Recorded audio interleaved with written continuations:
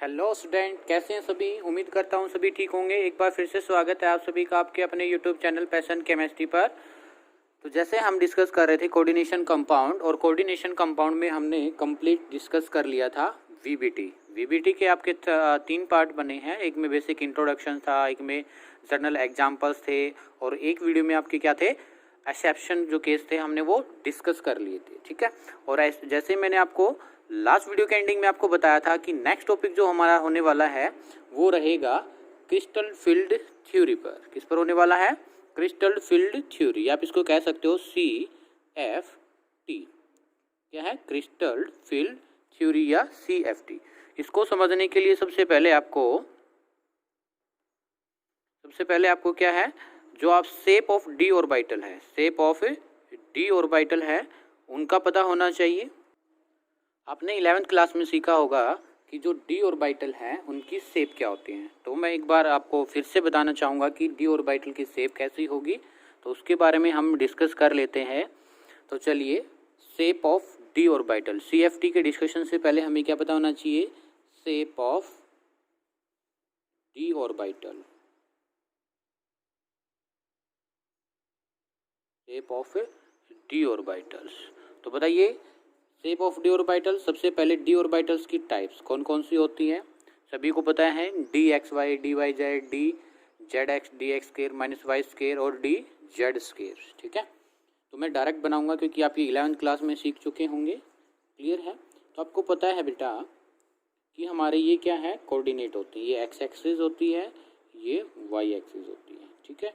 अगर हम इसकी ये जो लोब है, ये क्या होती है आपकी ऑर्बिटल्स की लोब। ये क्या होती है? ऑर्बिटल्स की लोब। अगर हम x और y कोऑर्डिनेट लेते हैं और लोब को इन बिटवीन दी एक्सिस दिखाते हैं, इन बिटवीन दी एक्सिस, इसको हम क्या कहेंगे? x axis. इसको हम क्या कहेंगे? y axis. और ये लोब मैंने इनके बीच में बनाया है, तो इसको कहेंगे हम DXY। क्या कहेंगे? DXY। और आपकी जो है ऑर्बिटल्स, उसकी शेप ये होगी D। अगर यहाँ मैं क्या लूँ, आप कह सकते हैं ये Z और ये Y, और इसके बीच में मैं लोब बनाऊँ इसी तरीके से, इसको हम कहेंगे DZ या YZ, कुछ भी लगा लीजिए, DYZ। ठीक है। अगर फिर से ये मैंने क्या रखा, Z, और इसको माना X, और इन बिटवीन दी एक्सिस मैंने ये दो लोब बनाई, इसको हम क्या कहेंगे? DZX। क्या कहेंगे? DZX। क्लियर है? बोलो, सभी क्लियर है? ठीक है। और बचे दो, उनकी शेप क्या होगी? ये हमारी एक्सिस ऑन दी एक्सिस। क्या ये? On the axis. और ये हमारा x एक्सिस है, ये y एक्सिस है, और ऑन दी एक्सिस जो हमारा ऑर्बिटल की शेप होती है वो होती है DX square minus Y square. Clear है? इसको थोड़ा सा नीचे लिखना है। और लास्ट जो बचा, ठीक है, ये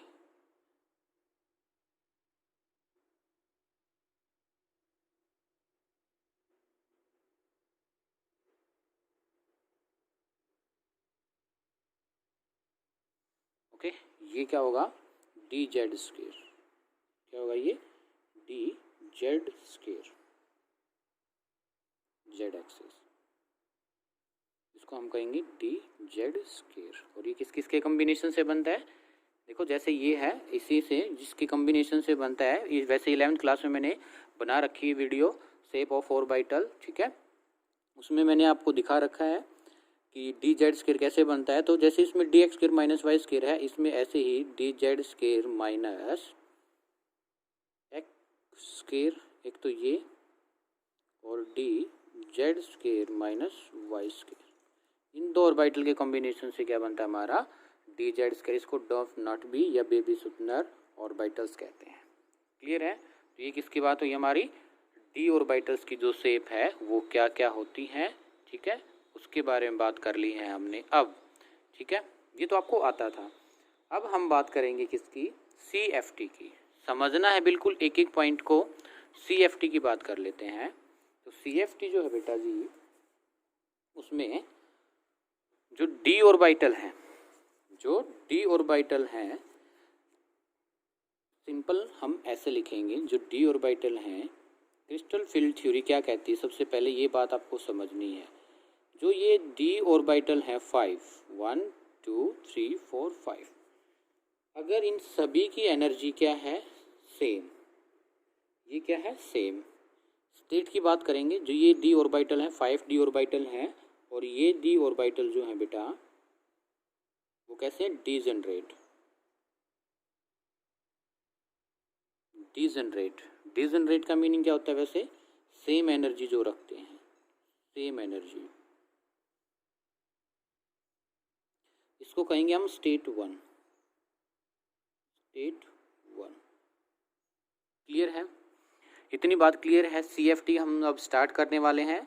तो CFT का जो फर्स्ट स्टेप है वो क्या कहता है कि इनिशियली, जो आपकी इनिशियली होगा, जो शुरुआती स्टेप होगा, स्टेट 1 होगी, जो ये d ऑर्बिटल होगा, ये कैसा होगा, डिजनरेट होगा। और डिजनरेट का मीनिंग क्या है कि इसके सभी ऑर्बिटल की जो एनर्जी है वो सेम होगी।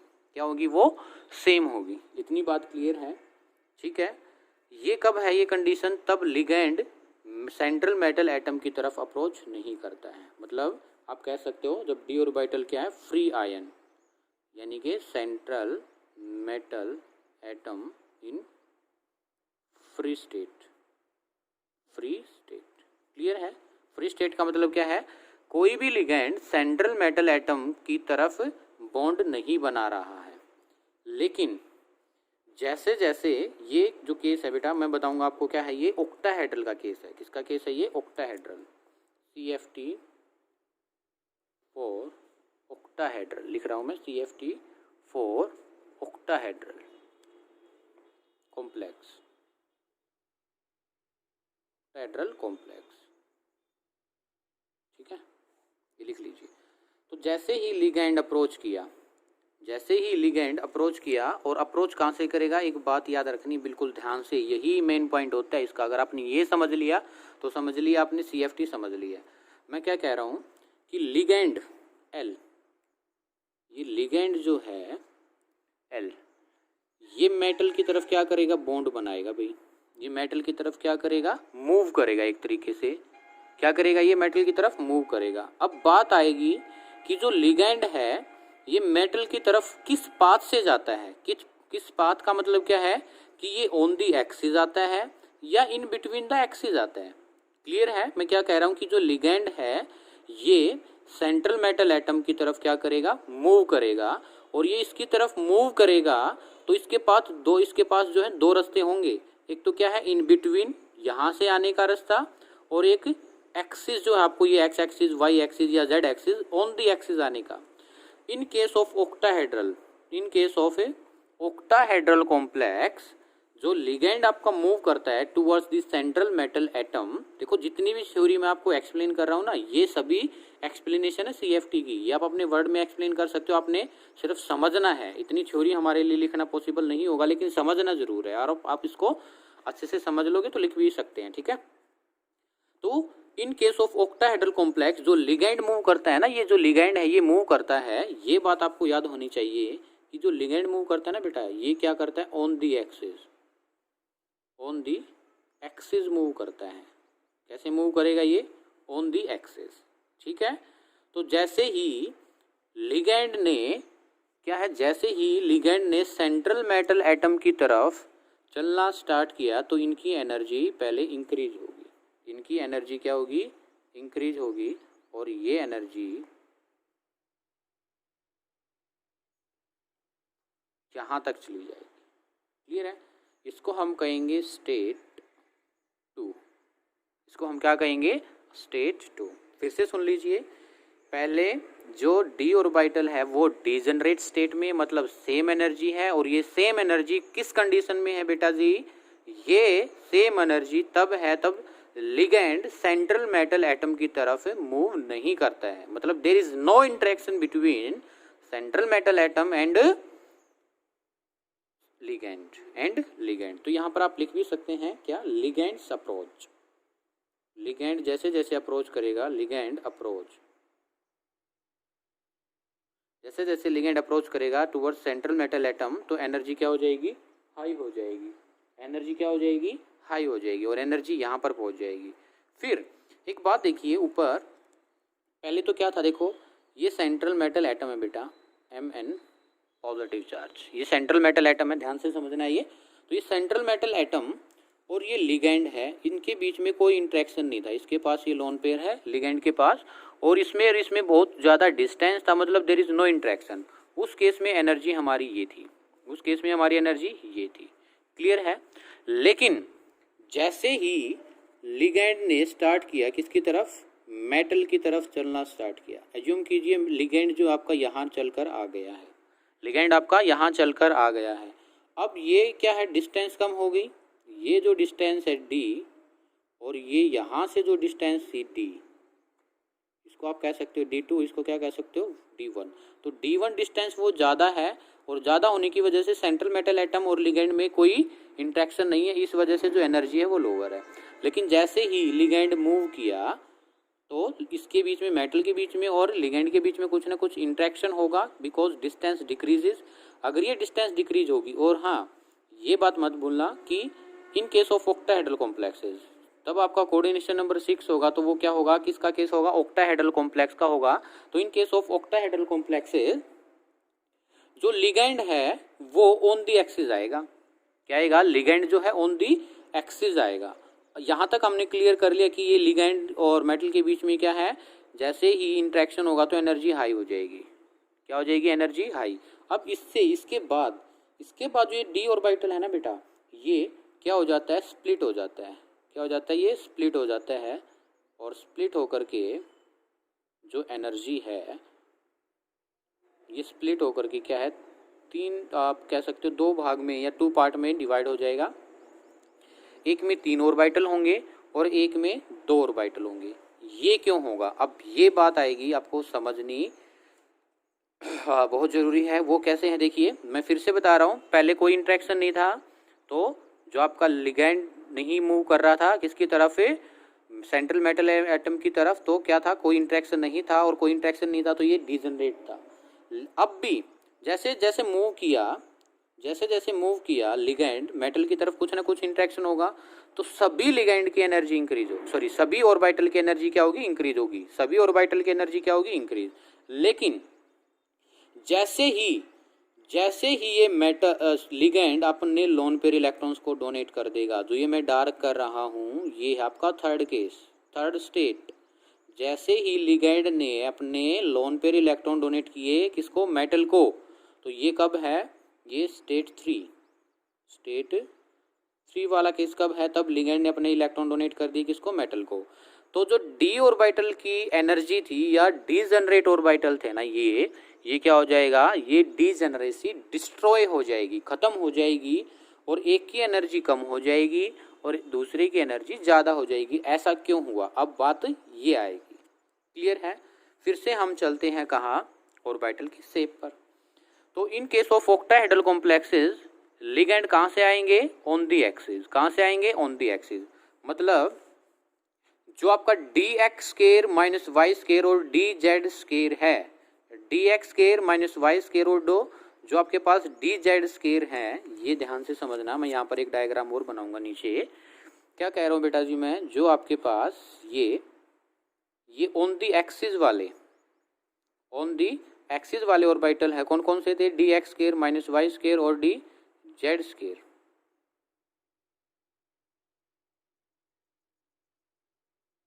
ये वाले, ठीक है। तो इनका क्या होगा, लिगेंड का भी क्या होगा, ऑर्बिटल होगा इस तरीके से। ये मैं लिगेंड का ऑर्बिटल बना दिया है। लिगेंड के ऑर्बिटल में क्या होगा, बोलो जल्दी से, इलेक्ट्रॉन। और जो मेटल का ऑर्बिटल था इसमें भी क्या होगा, इलेक्ट्रॉन ना, क्या होगा, इलेक्ट्रॉन। क्या कह रहा हूं मैं, जो लिगेंड का ऑर्बिटल था, लिगेंड है इसका ऑर्बिटल था, इसमें भी इलेक्ट्रॉन है, और जो मेटल का ऑर्बिटल है इसमें भी इलेक्ट्रॉन है। तो तब ये ऑन दी एक्सिस आएगा लिगेंड, तो इलेक्ट्रॉनिक क्या हो जाएगी, रिपल्सन। क्या हो जाएगी, रिपल्सन। और इसी रिपल्सन की वजह से, ऐसा ही केस इसमें भी होगा ना, ऐसा ही केस इसमें भी होगा, ये ऑर्बिटल है लिगैंड का और ये ऑर्बिटल है डी ऑर्बिटल का, ठीक है, डी का, तो इसमें भी क्या होगी, रिपल्सन। तो रिपल्सन होने की वजह से जो आपका D X square minus Y square है या डी जेड स्केयर है, जो ऑन दी एक्सिस ऑर्बिटल है, रिपल्सन की वजह से इनकी एनर्जी क्या हो जाएगी, बोलिए, एनर्जी इंक्रीज हो जाएगी। एनर्जी क्या हो जाएगी, इंक्रीज हो जाएगी। यही बात आपको सिर्फ समझ में आनी चाहिए। इसी को मैं क्या कह रहा था, क्रिस्टल फील्ड थ्योरी। समझ आया? बिल्कुल, मैंने स्टेप बाय स्टेप और एक बात को 2 से 3 बार रिपीट करते हुए आपको ये समझाया। पहले मैंने आपको क्या बताया, शेप ऑफ डी ऑर्बिटल्स, उसके बाद मैंने CFT 4 ऑक्टाहेड्रल कॉम्प्लेक्स में क्या बताया कि जी डी ऑर्बिटल होते हैं बेटा आपके, वो डीजनरेट होते हैं, मतलब उनकी एनर्जी सेम होगी। जैसे लिगेंड अप्रोच करने लगेगा सभी की एनर्जी इंक्रीज हो जाएगी, लेकिन जैसे ही थर्ड केस में लिगेंड मेटल के साथ बॉन्ड बनाएगा तो उनकी डीजनरेसी डिस्ट्रॉय हो जाएगी और उस टाइम पर 2 ऑर्बिटल की एनर्जी तो इंक्रीज हो जाएगी। देखो इसके कंपैरिजन में इसकी एनर्जी तो क्या हो गई, इंक्रीज, और इसके कंपैरिजन में इसकी एनर्जी क्या हो गई, डिक्रीज। लेकिन ऐसा मत करना, काफ़ी बच्चे क्या करते हैं, जो ये वाला ऑर्बिटल्स होते हैं 3, इसको हम जो ओरिजिनल और डी ऑर्बिटल हैं इससे भी नीचे दिखा देते हैं। ऐसा करना गलत है, एग्जाम में मार्क्स कट हो जाते हैं। क्यों? क्योंकि एक बात बताओ ना, यहाँ पर तो लिगेंड है ही नहीं, यहाँ पर तो लिगेंड है ही नहीं, तो डी ऑर्बिटल इक्वल एनर्जी के होंगे। लेकिन ये कब केस हुआ, तब डी के साथ लिगेंड ने, डी ऑर्बिटल के साथ लिगेंड ने बॉन्ड बनाया है, मिक्सिंग की है, तो उस टाइम पर लिगेंड बाइंड हो गया है सेंट्रल मेटल एटम के साथ। अगर ये इसके साथ बाइंड हो जाएगा तो क्या होगा, बोलो, इनकी एनर्जी कुछ ना कुछ इंक्रीज ही होगी ना, एज कंपैरिजन टू दिस। ठीक है, फिर इसके बाद इसके नाम लिख लेते हैं। ये क्या है, DXY, DYZ और DZX। मतलब इन शॉर्ट जो कि in between the axis orbital थे उनकी एनर्जी तो डिक्रीज हो गई है, लेकिन कौन से orbital, DX square minus Y square और कौन सा, DZ स्केयर, इसकी एनर्जी क्या हो गई है बेटा जी, इंक्रीज हो चुकी है। ठीक है, तो ये एक आपका सेंटर होता है इन दोनों के बीच का, जिसको हम कहते हैं बेरी सेंटर। क्या कहते हैं हम इसको, बेरी सेंटर। और बेरी सेंटर पर जो एनर्जी है वो क्या होगी, जीरो। क्या होगी, जीरो। मतलब डेल यानी कि चेंज ई या zero, energy of octahedral complexes, O for octahedral रहेगा। याद रखना, डेल के साथ मैं ये लगा दूंगा नीचे तो ये ऑक्टाहेड्रल होगा, जीरो होगी। ठीक है, अब ये वाली एनर्जी, ये वाली जो एनर्जी है, ये इसकी वैल्यू होती है, ये काफ़ी यूज में भी आएगी, -0.4 डेल नॉट। कितना चेंज आया है, डेल का मतलब चेंज है ऑक्टाहेड्रल कॉम्प्लेक्सेस की एनर्जी में। माइनस कितनी हुई है, माइनस का मतलब बेटा डिक्रीज हुई है एनर्जी। माइनस का मीनिंग क्या है, यहाँ पर डिक्रीज हुई है, कितनी, 0.4 डेल नॉट ऑक्टाहेड्रल कॉम्प्लेक्सेस के लिए। और ये वाली कितनी इंक्रीज होगी, ये आपको पता होनी चाहिए, कितनी, डेल नॉट की जो वैल्यू होगी 0.6 डेल नॉट, 0.6 डेल नॉट, ये वाली वैल्यू आपको पता होनी चाहिए। ठीक है, जिसको हम कहेंगे T 2G, और इसका जो नाम होगा बेटा, इसका नाम होगा EG। ठीक है, देखो T का मतलब होता है, मैं आपको बताऊंगा यहाँ पर, काफ़ी बार ये एग्जामिनर जो आपका वाइवे के लिए आता है वहाँ पर पूछ लेता है, what you mean by T। T का मतलब होता है बेटा ट्रिपलेट। क्या होता है, ट्रिपलेट। और G for generate, triplet G generate. Triplet का मतलब 1 2 3, ये 3 ऑर्बिटल हैं, ये ट्रिपलेट। और डी जनरेट का मतलब क्या है, ट्रिपलेट, डी जनरेट कह सकते हैं, जनरेट, जी रेड कह सकते हो, सॉरी, जनरेट की बजाय आप जी रेड, सॉरी जी रेड कहेंगे हम इसको। जी रेड का मतलब क्या है अभी बताएंगे आपको। और ई का मतलब होता है, आप आगे जा कर के एक आपकी केमिस्ट्री आती है जिसको हम कहते हैं ग्रुप थ्योरी। क्या कहते हैं, ग्रुप थ्योरी। वहाँ पर ई का मतलब होता है डबली डीजनरेट कह सकते हो, ये ट्रिपली डीजनरेट है, इसको हम क्या कहेंगे, डबली डीजनरेट। और जी फोर यहाँ पर जी रेड, किससे है, जी रेड। जी रेड का मतलब क्या होता है बेटा, सिमिट्री से होता है। जी रेड का मतलब किससे होता है, सिमिट्री से। देखिए आप को मैंने बताया है या आपने पढ़ा होगा, 11th में सिखाया होगा, कुछ भी है, तो जो डी ऑर्बिटल है ना, ये जीरेड नेचर का होता है। कैसे नेचर का होता है? जीरेड। जीरेड का मतलब अगर ये आपके पास क्या है, एक लोब है, ये कैसी है? पॉजिटिव, तो इस साइड कैसी होगी? पॉजिटिव। ये ऐसे इस साइड क्या है? नेगेटिव, तो ये कैसी होगी? नेगेटिव। मतलब आप इस सेंटर से चले, अगर जो साइन आपको ऊपर मिले और इससे पीछे भी वही मिले, इससे इस साइड भी लेफ्ट या राइट जो भी साइन है वो सेम मिले, उसको हम कहते हैं जी रेड। क्या कहेंगे उसको? जी रेड। और इसको हम डोनेट करते हैं जी से, मतलब सिमेट्रिकल होता है। सिमेट्री का मतलब सेम होता है। जब पॉजिटिव साइन है तो इस साइड भी क्या है? पॉजिटिव साइन है। ठीक है, तो ये क्या है? जी रेड। क्लियर है? तो इन 3 ऑर्बिटल की एनर्जी सेम होगी और इन 2 ऑर्बिटल की एनर्जी कैसी होगी? सेम होगी। इसी वजह से इसको हमने क्या कहा? ट्रिपली डीजनरेट। इसको क्या कहा है? डबली डीजनरेट। और जी फॉर जी रेड। क्लियर है? ये आपकी क्या थी? कंप्लीटली अबाउट ऑक्टाहेड्रल कॉम्प्लेक्सेस की थ्योरी। क्या थी? ऑक्टाहेड्रल कॉम्प्लेक्सेस की थ्योरी। क्लियर है? अब इसमें आपसे क्या क्या क्वेश्चन पूछा जा सकता है वो सुन लीजिए और लिख लीजिए। ठीक है, वो सुनो। आपसे कहेगा वाई ई जी, जो ये वाई ई जी ऑर्बिटल है, ये वाला ई जी ऑर्बिटल है, why e g consist of 2 orbital and T2G consist of 3 orbital. Give reason. आपको क्या कहेगा? जो ई जी है ये सिर्फ 2 ऑर्बिटल रखता है और जो T2G है ये 3 ऑर्बिटल रखता है। ऐसा क्यों? इसका रीजन मैं आपको अभी अभी बताया है कि बेटा जो आपका लिगेंड ऑक्टाहेड्रल कॉम्प्लेक्सेस में मूव करता है अलोंग दी एक्सिस, और वो ऑर्बिटल जो कि अलोंग दी एक्सिस प्रेजेंट होंगे उनकी एनर्जी ज़्यादा होगी। और अलोंग दी एक्सिस सिर्फ 2 ही ऑर्बिटल हैं, D X square minus Y square और डी जेड स्केयर। इसी वजह से जो ईजी ऑर्बिटल है ये 2 ऑर्बिटल रखता है, या ईजी जो है आपका क्या है? 2 ऑर्बिटल रखता है, while T2G consist of 3 orbital because when ligand move along the axis तो क्या होगा? those axes which present in between the axis, those orbital which are present along या in between the axis। ठीक है, फिर से सुनिए, सॉरी कंफ्यूजन हो गई है आपको या मेरे को भी कह सकते हैं आप। तो सुनिए, वो ऑर्बिटल जो कि अलोंग द एक्सिस होंगे तो लिगेंड जैसे ही मूव करेगा अलोंग द एक्सिस तो वो रिपल्सन ज़्यादा फील करेंगे, और रिपल्सन ज़्यादा फील करेंगे, इसी वजह से उनकी एनर्जी क्या है? ज़्यादा। और इसी वजह से जो ईजी है वो सिर्फ 2 ऑर्बिटल रखता है। लेकिन in case of T2G those orbital which are present in between the axis, तो वो क्या करेंगे? लेस रिपल्सन फील करेंगे। क्या करेंगे? वो लेस रिपल्सन फील करेंगे because ligand move towards the central metal atom along the axis. जो लिगेंड है वो सेंट्रल मेटल एटम की तरफ मूव कर रहा है अलोंग दी एक्सिस, तो ये तो इन बिटवीन है ना, तो ये रिपल्सन ही फील नहीं करेंगे, और रिपल्सन फील नहीं करेंगे तो ये स्टेबलाइज हो जाएंगे, अपनी एनर्जी को डाउन कर लेंगे।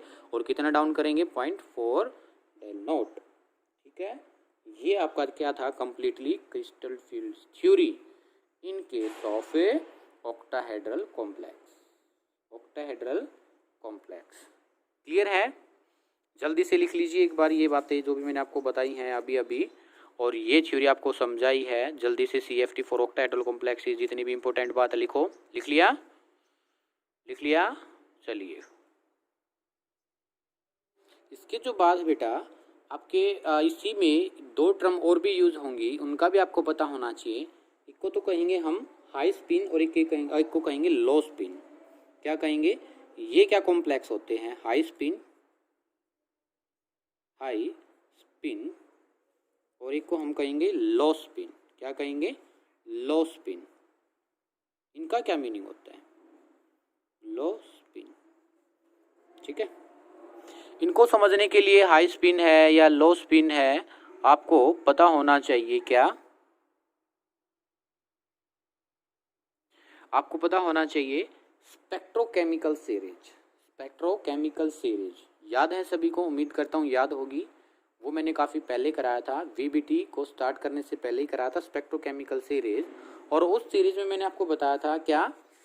स्ट्रॉन्ग फील्ड लिगैंड और weak field ligand, strong field ligand and weak field ligand. Clear है? सभी को पता है बेटा स्ट्रॉन्ग फील्ड लिगैंड क्या थे, वीक फील्ड लिगैंड क्या थे, सभी को पता है। तो चलिए इसको समझते हैं, हाई स्पिन और लो स्पिन। ठीक है, तो हाई स्पिन का मतलब क्या होता है वो देखिए। हाई स्पिन कॉम्प्लेक्स के केस में, हाई स्पिन के जो है हाई स्पिन कॉम्प्लेक्स के केस में क्या होगा, जो लिगैंड होगा ना लिगैंड, वो कैसा होगा, weak field, weak field ligand. Weak field ligand आपके पास अगर है, सेंट्रल मेटल एटम के साथ अगर वीक फील्ड लिगैंड है तो वो आपका कैसा बनाएगा, हाई स्पिन। फॉर एग्जांपल देखिएगा, कोबाल्ट CONH3 2 पॉजिटिव चार्ज। बिल्कुल ध्यान से समझना एक एग्जांपल, ठीक है। तो यहाँ से आप फिर से वही काम करना है, क्या निकालोगे, ऑक्सीडेशन स्टेट X +6, अमोनिया पर चार्ज कितना होता है 0, कॉम्प्लेक्स पर चार्ज होता है उसको हम इक्वल टू रखते हैं +2, तो X इज इक्वल टू +2। ये क्या आ गया आपके पास, कोबाल्ट पर ऑक्सीडेशन स्टेट। किस पर आई है, कोबाल्ट पर ऑक्सीडेशन स्टेट। कोबाल्ट का एटॉमिक नंबर कितना होता है 27, और इसकी कॉन्फ़िगरेशन लिखनी है तब इस पर +2 चार्ज है। तो कैसे लिखेंगे, आर्गन 18 3D7 और 4S0। ये कब लिखी मैंने, तब इस पर क्या है 0 चार्ज है। अब डी में कितना इलेक्ट्रॉन है बेटा, अब इसमें क्या करना है, सिर्फ डिफरेंस इतना होता है, जैसे हम VBT में तो क्या है सिंपल ऐसे लिख लेते हैं, लेकिन इस केस में हमें क्या लिखना होगा वो बात आपको याद रखनी है। इस केस में आपको ये बनानी होगी सभी स्ट्रक्चर्स, सभी स्ट्रक्चर्स कैसे, ठीक है। अभी तो मैं आपको क्या है एक्सप्लेनेशंस के साथ बताऊंगा, लास्ट में मैं बताऊंगा आपको, सिर्फ मैं डायरेक्ट कौन सा स्टेप लिखूंगा।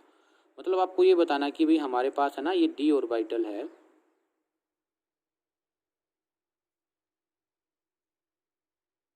ये डी ऑर्बिटल है 1 2 3 4 5।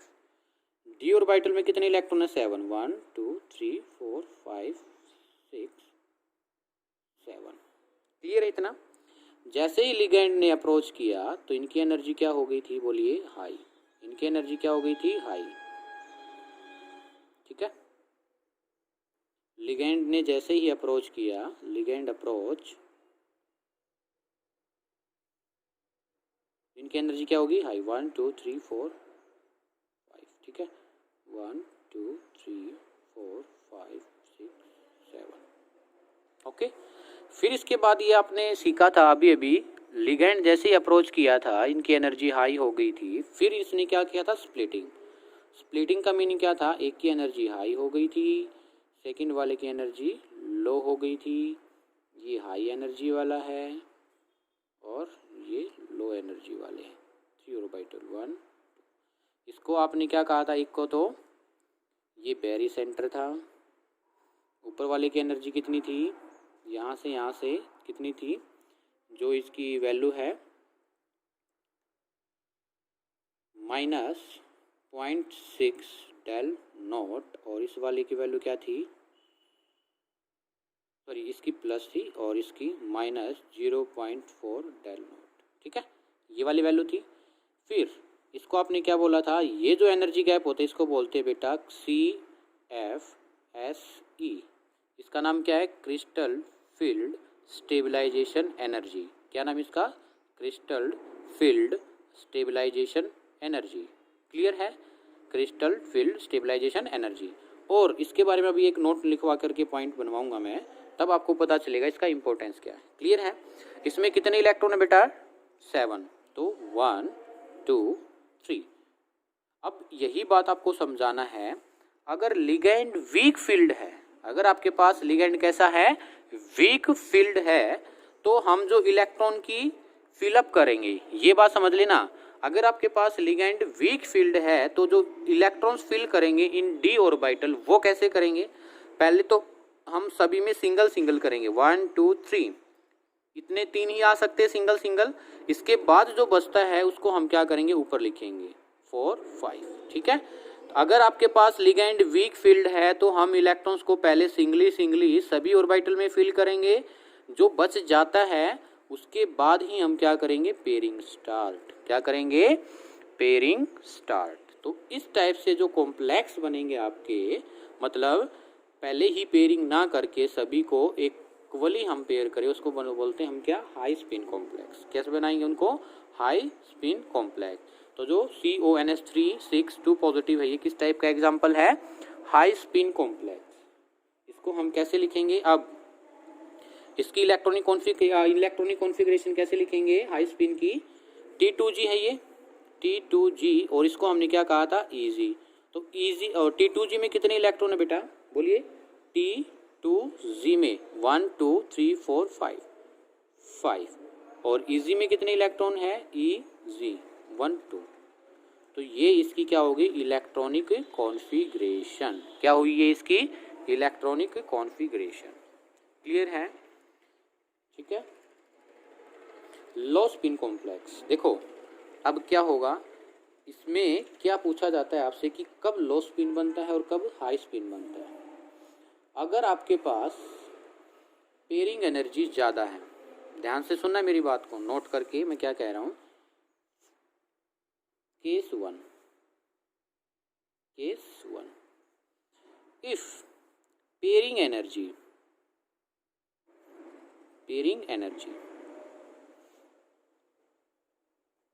ज़्यादा है, इफ पेयरिंग एनर्जी इज ज़्यादा, किससे, क्रिस्टल फील्ड स्टेबलाइजेशन एनर्जी से। ध्यान से सुनना क्या कह रहा हूँ, आपके पास पेयरिंग एनर्जी ज़्यादा है, मतलब क्या है कि इलेक्ट्रॉन पेयर करने के लिए एनर्जी ज़्यादा रिक्वायरमेंट है, इससे CFSC से।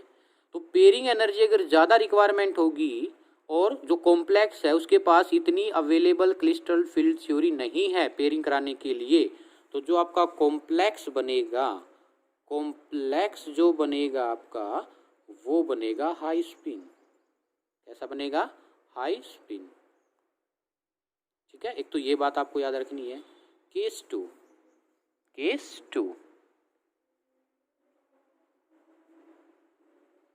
अगर आपके पास ऐसा है, इफ CFSE ग्रेटर है किससे, पेयरिंग एनर्जी से, किससे, पेयरिंग एनर्जी से ज़्यादा है, तो क्या होगा, मतलब क्रिस्टल फील्ड स्टेबलाइजेशन एनर्जी इतनी ज़्यादा है कि ये जैसे चाहे वैसे पेयरिंग करा दे, जैसे चाहे वैसे क्या करा दे, पेयरिंग करा दे।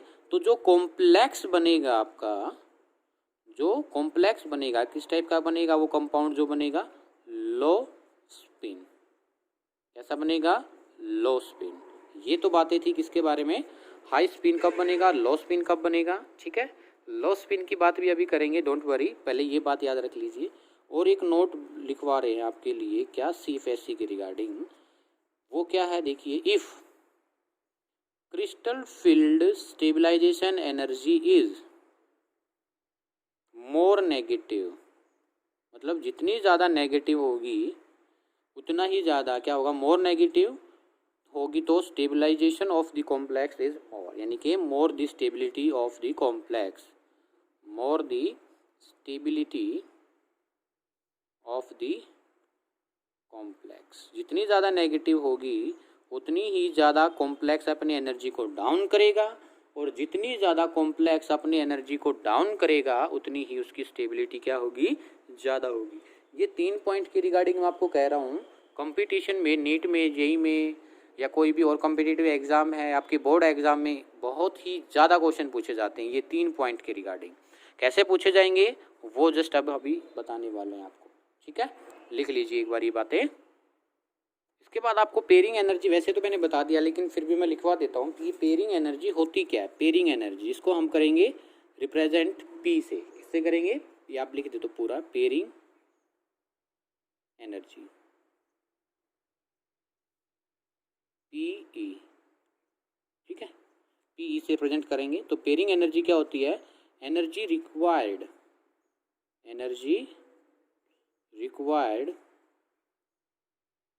to pair the electron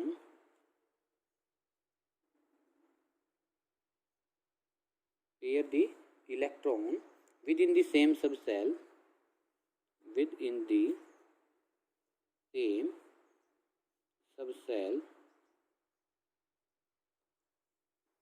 in same orbital, same orbital is known as pairing energy. ठीक है, एक लो स्पिन का एग्जांपल देख लेते हैं हम। किसका एग्जांपल देखेंगे अभी? लो स्पिन का। देखिए लो स्पिन का एग्जांपल, वही सेंट्रल मेटल एटम लेंगे CO, ठीक है, कोबाल्ट है, और इसके साथ मैंने लगा दिए CO6, 2 पॉजिटिव चार्ज। क्लियर है? अब इसमें देखिए सारी बातें सेम होगी, पीछे वाले जो बताए हैं मैं डायरेक्ट लिखने वाला हूँ कि इसमें जो डायरेक्ट लिखेंगे तो क्या लिखेंगे, जो कोबाल्ट है बेटा जी 27 एटॉमिक नंबर होता है, 2 पॉजिटिव पर स्टेट आएगी, और इसकी इलेक्ट्रॉनिक कॉन्फ़िगरेशन अभी पीछे लिखी थी मैंने, आर्गन 18, 3D7 4s0। ये बातें सभी को क्लियर है। अब मैं सिर्फ कौन से वाला पार्ट लिखूँगा, तब भी लिखूँगा कुछ एग्जाम्पल्स में, तो सिर्फ हम डायरेक्ट ये वाला पार्ट लिखेंगे। कौन से वाला पार्ट लिखेंगे? ये वाला। यहाँ तक तो सेम रहेगा ये वाला। ठीक है, ओके। तो क्या करेंगे इसमें, देखिए ये आपका क्या था, ऑर्बिटल थे कितने, 1 2 3 4 5, कितने इलेक्ट्रॉन इसमें, 7, 1 2 3 4 5 6 7।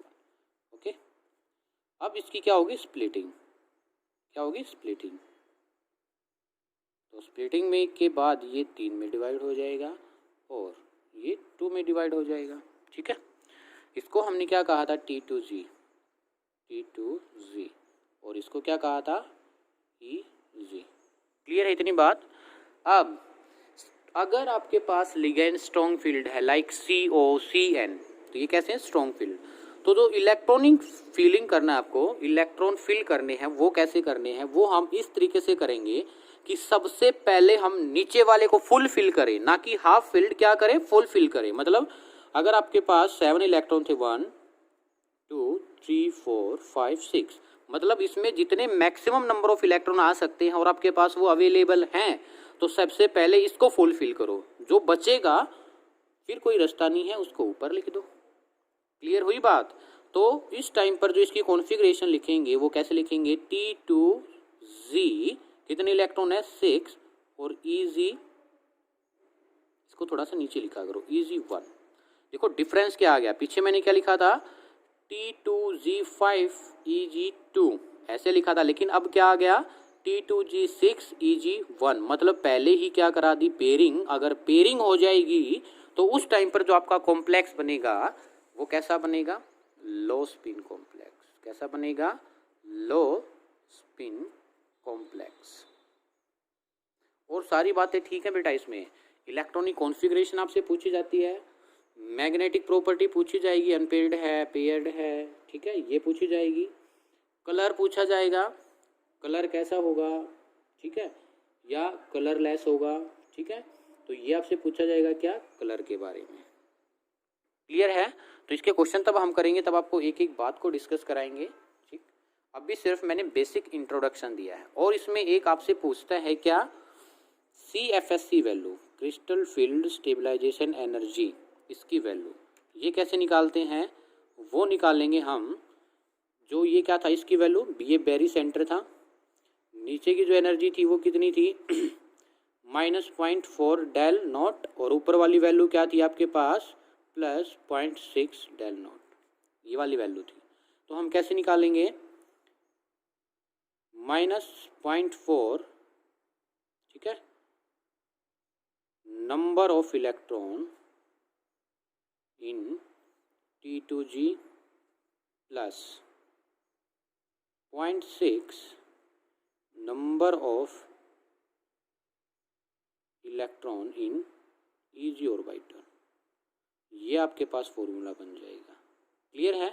तो इससे हम क्या निकालेंगे, crystal field stabilization energy of a octahedral complexes. Octahedral, OCTA का मतलब समझ लेना, ऑक्टाहेड्रल कॉम्प्लेक्सेस है। क्लियर है? तो इस तरीके से हम इसमें क्या करेंगे, ये कह सकते हैं आप CFSC वैल्यू, कलर और मैग्नेटिक नेचर, ठीक है, हाइब्रिडाइजेशन और इलेक्ट्रॉनिक कॉन्फ़िगरेशन। सबसे ज़्यादा इलेक्ट्रॉनिक कॉन्फ़िगरेशन, CFSC कौन सा ज़्यादा स्टेबल होगा, कौन सा कम स्टेबल होगा, वो CFSC की क्या हो जाएंगी, एप्लीकेशन। ये आपसे बातें पूछी जाएंगी। मैग्नेटिक नेचर पूछा जाएगा, मैग्नेटिक मोमेंटम आपसे निकलवाएगा, ये सारी बातें इसमें आपसे पूछी जाएंगी। ठीक है, तो ये आपका बेसिक था अबाउट CFSC। किसके रिगार्डिंग था ये आपका, CFSC। ठीक है, उम्मीद करता हूँ आपको वीडियो पसंद आया होगा। अगर आपको वीडियो पसंद आया तो प्लीज़ वीडियो को लाइक कीजिए, शेयर कीजिए और कमेंट में बताइए आपको वीडियो कैसा लगा। और प्लीज़ कल जो आपको होमवर्क दिया जाएगा उससे पहले ये आपको आना चाहिए, मतलब नेक्स्ट वीडियो आपको अच्छे से समझने के लिए आपको आना चाहिए। ठीक है, तो मिलते हैं जल्द ही, तब तक के लिए bye bye, thank you, see you. अगर आप मेरे चैनल पर नए हैं तो प्लीज़ चैनल को सब्सक्राइब जरूर करें। Thank you.